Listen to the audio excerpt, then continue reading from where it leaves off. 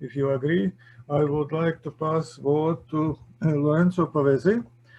I am really should say that we are very lucky having Lorenzo Pavesi with us. It was last very lucky meeting between Igars and Lorenzo somewhere in the United States, and from that time there was a coherent cooperation, and now we will going to listen Pavesi, Lorenzo in our plenary session. Please, Lorenzo, what is yours? Okay, thank you very much. I hope that you can see my screen. And today I would like to talk about quantum silicon photonics. Before doing that, I would like, as I already said, thank the organizer of this meeting to give you the opportunity to introduce the activity we are doing here in Trento on this. So first of all, let me tell you where Trento is. So Trento is in the north of Italy.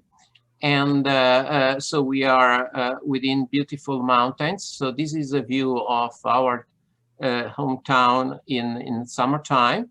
But in this time, in this period of the year, so we enjoy the very large and very much snow that we have around. So in Trento, we have a university that is the University of Trento, indeed. And in this university, so we are running a project that is called Quantum Science and Technology in Trento.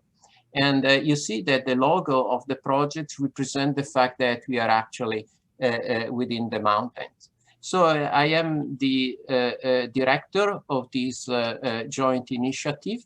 So this initiative is called QATN, is a joint laboratory between the University of Trento, the local research center, INFN, so the National Institute of Nuclear Physics, and will be also joined by CNR.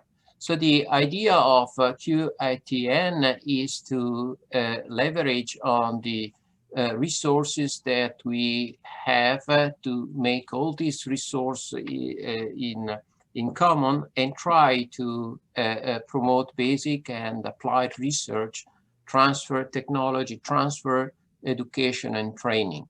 So in a way, so we are trying to do with quantum science and technology what you are doing with Photonika. The overall topics, the goals of QATN is to promote research, to promote education, and to promote innovation.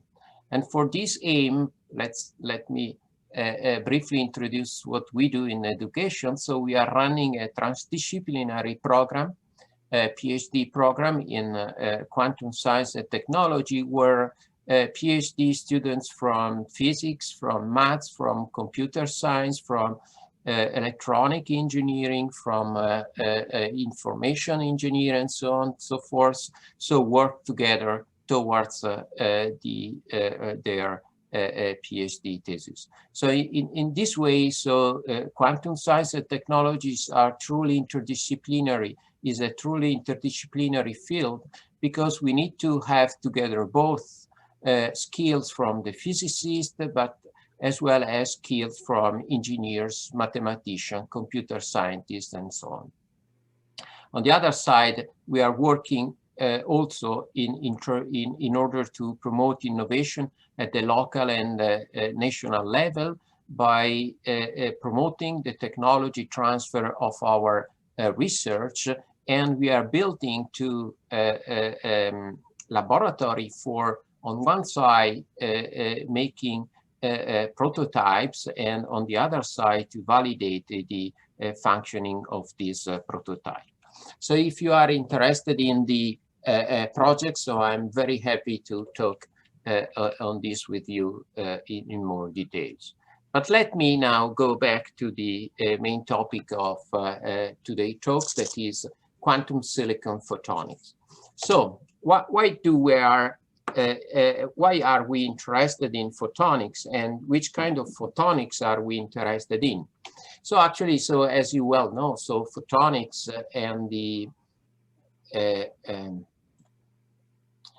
in integrated photonic in particular is a technology where we aim to squeeze a full photonics lab within a very small integrated chip.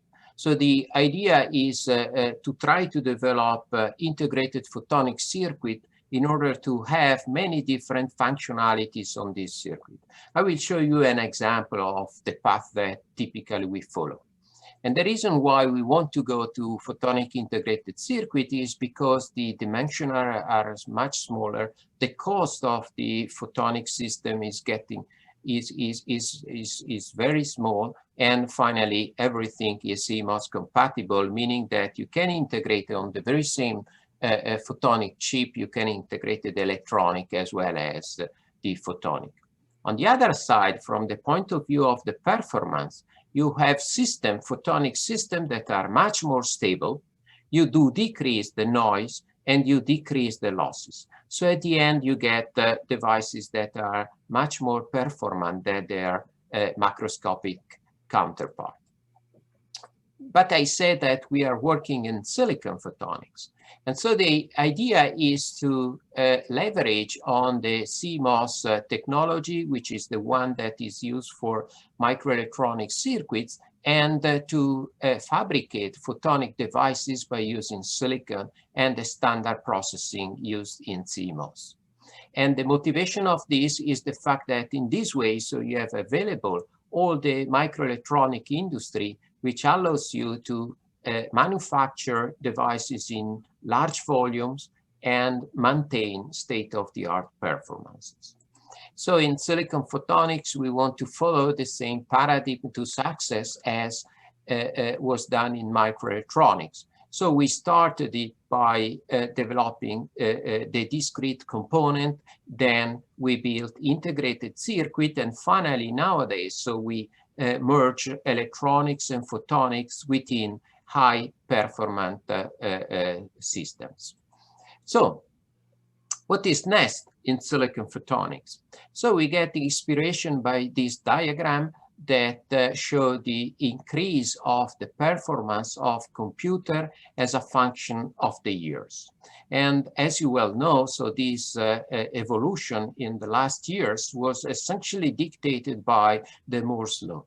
But nowadays, we are in front of the end of the Moore's law. And so the question is, what is going to be the next paradigm that we have to implement in order to maintain the increase in the performance? And many people are thinking that we have to go towards two directions.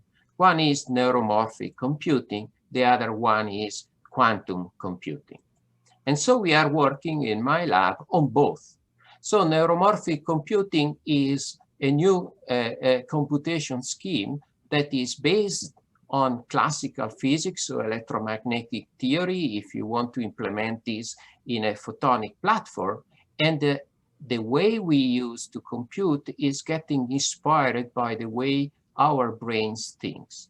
So the idea is to use this neuromorphic computing as the platform to implement artificial intelligence. So we have a large program in neuromorphic photonics, since we are photonics guys. And if you are interested, you can have a look to the website of our project. On the other side, so the scheme that is proposed in order to take pace with the increase in the needs of improved performance is to develop a completely new computing scheme based on quantum physics. And a few months ago, The Economist showed a cartoon which was essentially say that the quantum computing race is started where different platforms are developed to implement the quantum computers. So you have the platform based on cold gas, the platform based on cold gases, you have the platform based on superconductors, and then you have also the platform based on photonics. And so this is the motivation of quantum silicon photonics. So to take pace with the evolution of the requirement by the technologies. So why now? So in the last century, people say that we had faced the first quantum revolution, whereby understanding the behavior of matter by using quantum mechanics, the devices that are dominating nowadays technology have been developed. So the transistor, the integrated circuit, the laser. However, nowadays, people is thinking that we are facing a second quantum revolution, where we are trying to develop technologies that are based on the intrinsic properties of quantum mechanics. And this effort is a real worldwide effort. So in this cartoon are indicated the financing by a national program to quantum technologies worldwide. And you see that almost all the technologically developed countries are heavily investing in quantum technologies. But let me go back and let's try to see what are those fundamental properties that we want to develop, that we want to exploit in quantum-based technologies. So the intrinsic properties of quantum mechanics is based on the fact that the nature is granular. And so we have quantum of energies, we have quantum of matters. And since we are photonics guys, so we are interested in photons. And so here we want to deal with single photons. On the other side, what we are also trying to employ is some properties intrinsic of quantum physics. So the strange correlation, non-local correlation between particles, that is called entanglement. The fact that in quantum mechanics, things can be presented in a superposition of different states. The fact that measurements change the properties of what we are looking at. And so those are the principles that we want to exploit. Let me give you an example. Let me give you an example of the device that is actually using the properties of single photons. And here, the issue is about what is called the cryptography apocalypse. As you well know, when a quantum computer will be available, all the codes that we are using in order to protect our data can be broken. And so people are strongly looking for alternatives, for a way to put our information in a secure state. This is called to the post-quantum or quantum cryptography. And I want to show you an example of a device that we are developing in order to face these threats. So this device is a very simple device, is a device that is aimed to produce random numbers. So random numbers are the basic of any cryptography process. You need to have secret keys in order to code your data. And these secret keys here are provided by random numbers. Nowadays, random numbers are used by exploiting classical physics phenomena. What we are doing, we are using quantum physics phenomena to produce those random numbers. But the question is there any difference between a quantum measurements with respect to a classical coin tossing? Why do we need to go to quantum in order to make our device, and we cannot stay with coin tossing? The answer is that the coin tossing, so the unpredictability of the outcome of a toss of a coin, is based not on fundamental principle, but is only based on our ignorance of all the starting condition in the experiment. If we would know exactly everything, classical mechanics say that we are able to predict with 100% certainty the outcome of the experiment. And so the security of random numbers based on classical phenomena like noise, like a tossing of a coin, are essentially based on the statistical model that we are using.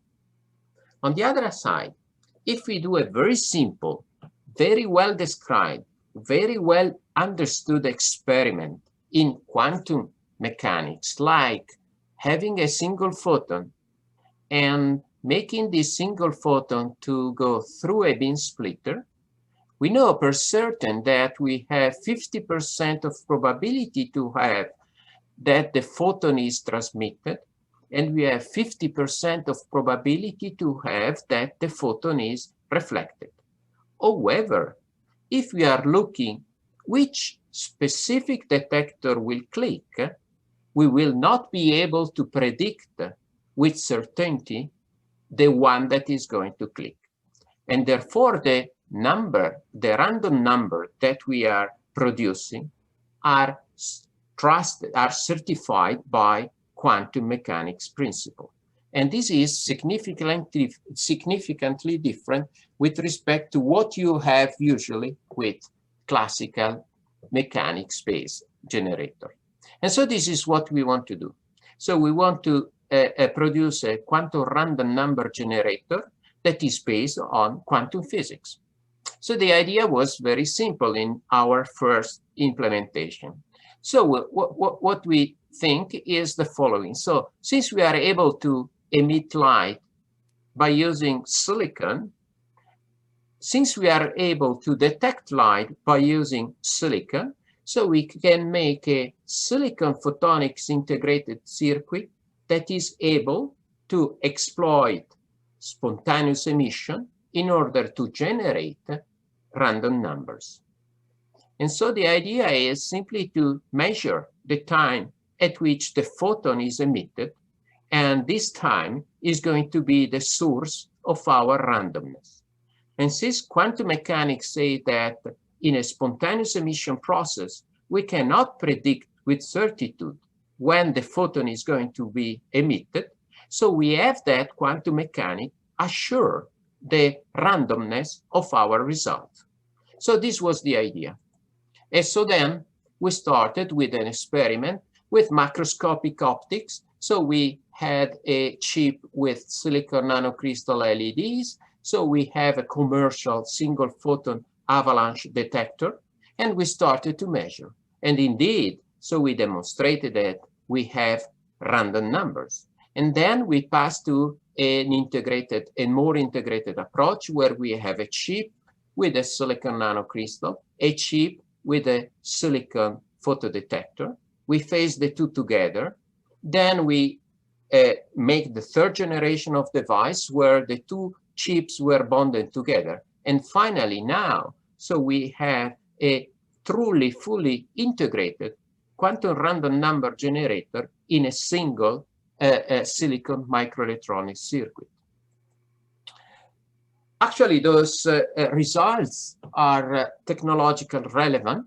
So here is the announcement in last summer, which say that Samsung has inserted into one of their smartphones a quantum random number generator from the knowledge we have of the different components that are making the device.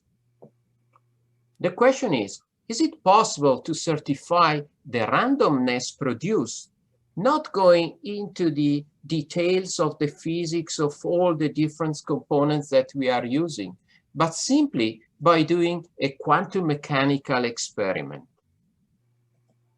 And so what we did was to evolve in the concept of random number generator by using not only the granularity, so single photons, but also try to introduce the other properties that is peculiar of quantum mechanics, that is entanglement. So typically in entanglement, what you do is that you say that you have a correlation, a quantum correlation between two distinct particles, so that you have this correlation that is not local, and it is even preserved if you put the two particles several kilometers apart. What we tried to do was instead to make an entanglement between two different states, two different properties of the single particle. And this is called single particle entanglements. So here, what we do is that we correlated two properties of a single photon, which, for example, it can be the momentum, so where the photon is moving, and the polarization state of the photon.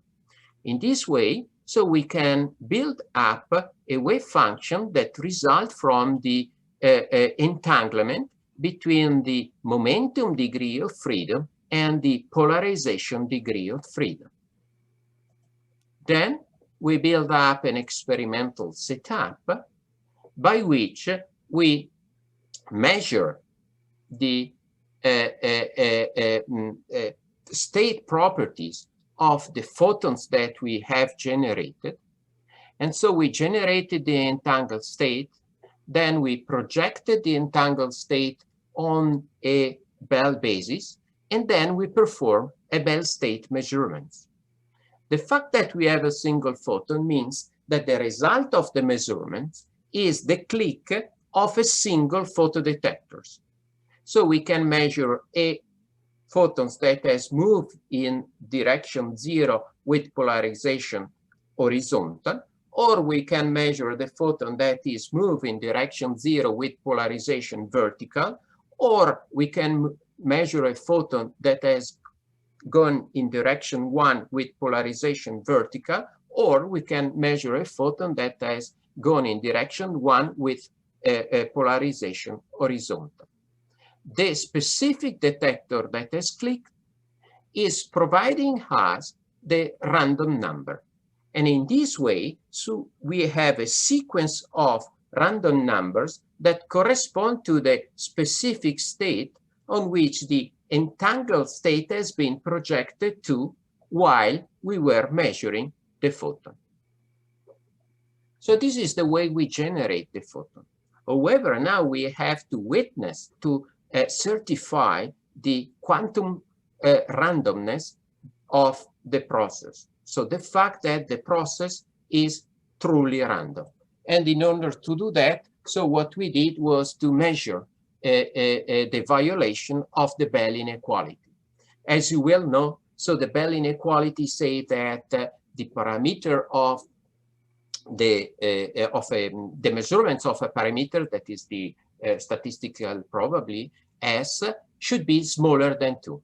So if you measure something that is larger than 2, it means that the process that is governing your measurement is a quantum process. And what we show here is indeed the measurements of this S parameter. And what you see is that you have range of the experimental setting that show you that you are measuring numbers that are larger than 2.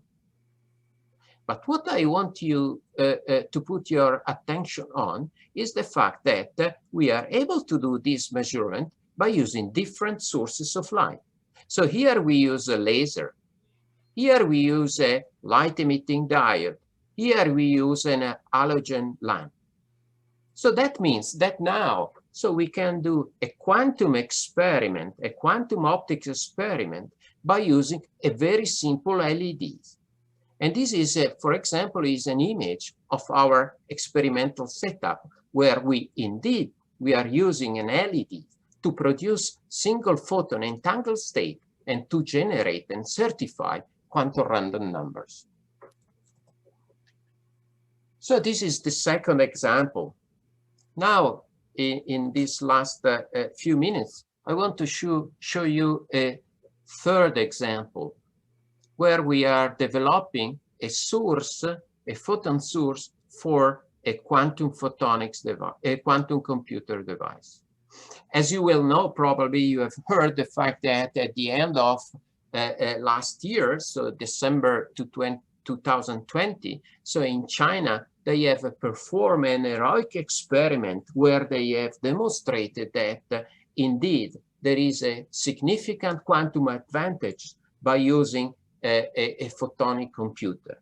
So actually, what they've demonstrated was a calculation that in this quantum computer took only 1.5 minutes, while the very same calculation done on a supercomputer would have taken an estimated of 2.5 billion years. And so this is show you the significant advantage when you go to the quantum computing. And so here the issue is, could we generate an integrated photon source for those quantum computers? And so what do we need here is to have a single photon, an extremely pure single photon state, in order to be able to perform a quantum computation. And so here, so we are developing this kind of sources in silicon photonics by using the concept of heralding. So here the idea of the heralding is very simple. So you take a process by which you generated two photons that are correlated in time. For example, parametric down conversion. For example, spontaneous four-wave mixing. Those are things that in silicon we are very good to perform. And then what you do is that you measure one of the two photons. And in this way, since the two photons are correlated in time, so you know that by these measurements, you know that you have the other photon in your quantum circuit. So in this way, the measurements of one of the two photons in the entangled pairs herald the presence of the other photon in the quantum circuit. And so this is the concept. So the concept is to use this heralded single photon source to provide photons in quantum computing. So here is the chip. So you see that we have developed an integrated photonic chip, which is able to produce indeed this heralded photon source. We have demonstrated that the source has an extremely good quality, and you have a near ideal spontaneous photon sources. So this is the paper, and here is an example of the circuit. And what you see here, so you see that we have integrated in this circuit two of these sources. And then we have performed an experiment of quantum interference between two different sources, between two photons, ideal photon states that have been generated by the two sources integrated in the very same chip. And what do you see here is that you get a very high quality, high visibility quantum interference between the two different single photon states. And so we got an indistinguishability of almost 100% with a gate fidelity that is larger than 95%. So those are ideal sources for the quantum computer. So here is then, once you have the source, then you can integrate it fully, a quantum simulator on a chip. So here is the schematics, so the design of the chip. Now the chip is under processing, and I hope in the next international conference in Latvia, I could present results about my quantum simulator. So, finish. My take-home message is about the fact that I do believe that silicon photonics is a mature technology that could be a suitable platform to integrate quantum silicon photonics.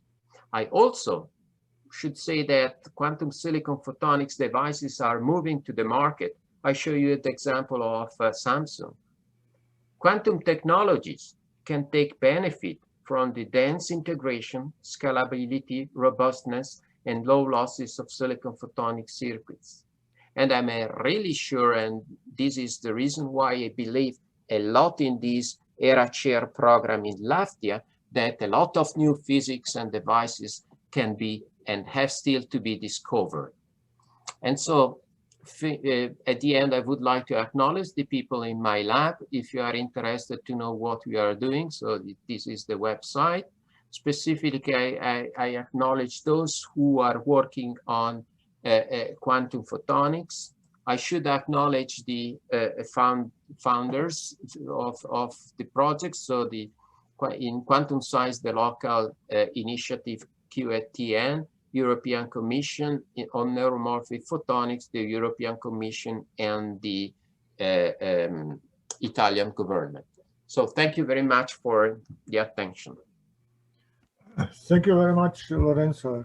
It's really, really great talk, and I don't like to say that it's applied research, but I should say that it's sophisticated applied research based on very basics of quantum physics. Thank you very much once more.